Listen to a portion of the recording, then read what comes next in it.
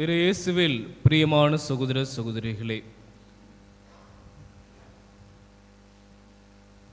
எந்த ஒரு பண்பு ஒருவனை கிறிஸ்துவனாக ஆக்குகிறது? எந்த பண்பு இருந்தால் ஒருத்தரை நம்ம கிறிஸ்துவன்னு சொல்லுவோம்?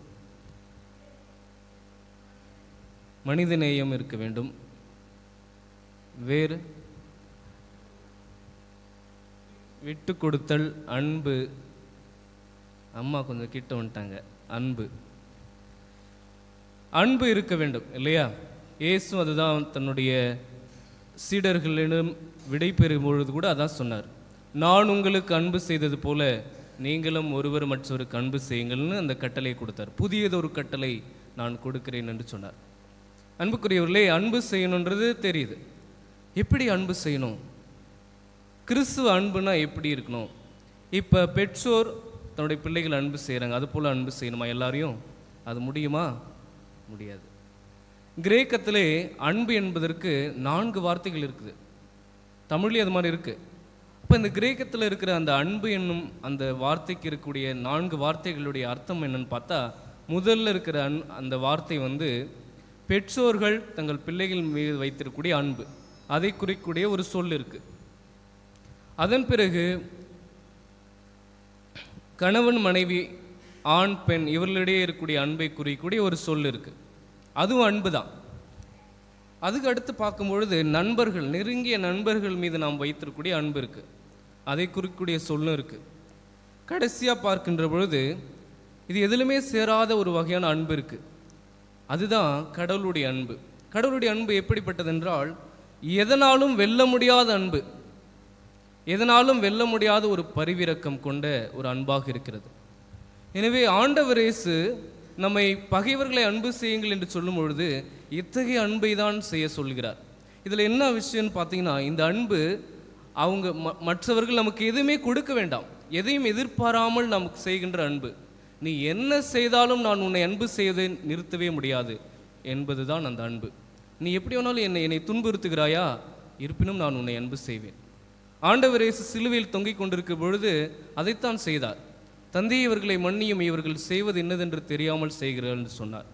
தன்னை துன்புறுத்துவர்களை கூட அன்பு செய்கின்ற ஒரு அன்பு தான் கடவுளுடைய அன்பு. அந்த அன்பை தான் இறைமகன் இயேசு நம்முடைய பகைவர்களுக்கு செலுத்த சொல்லுகிறார். அதற்கு என்ன வேண்டும்? மன உறுதி வேண்டும். அது ஒரு முடிவு, அது ஒரு டெசிஷன். அது நமக்கு தானாக ஃபீலிங் மாதிரி வராது.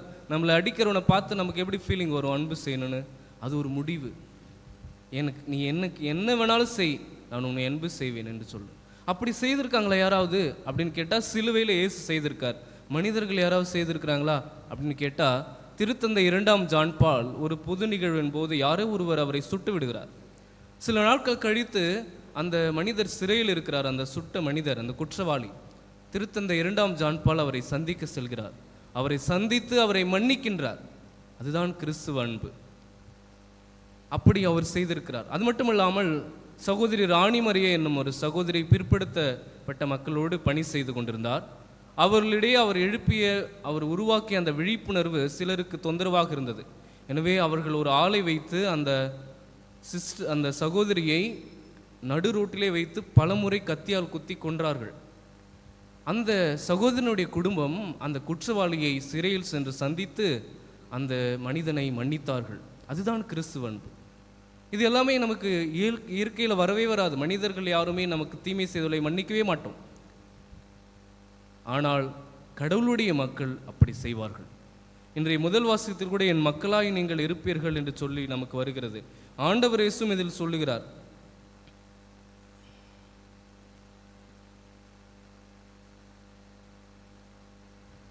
நீங்கள் விண்ணக தந்தையின் மக்களாய் இருப்பீர்கள் என்று நற்செய்தியிலும் வருகிறது. எனவே அன்புக்குரியவர்களே, நாம் கடவுளை போன்று அன்பு செய்ய அழைக்கப்படுகிறோம்.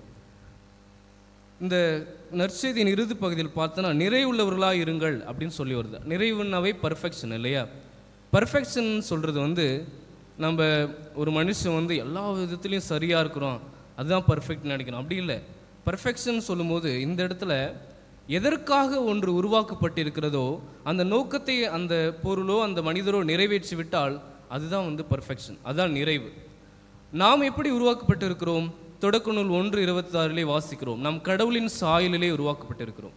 எனவே கடவுளின் சாயலில் உருவாக்கப்பட்ட நாம், கடவுள் எப்படி அன்புள்ளவராக இருக்கிறாரோ, எதையும் வெற்றி கொள்ள முடியாத ஒரு அன்பு செலுத்துகிறாரோ, அதை போல நாம் அன்பு செலுத்துகின்ற பொழுது நாம் நிறைவுள்ளவர்களாக இருக்க முடியும். அன்பு செய்ய வேண்டும், கடவுளைப் போல அன்பு செய்ய வேண்டும். அதற்காக தான் நாம் கடவுளைப் போல் படைக்கப்பட்டிருக்கிறோம்.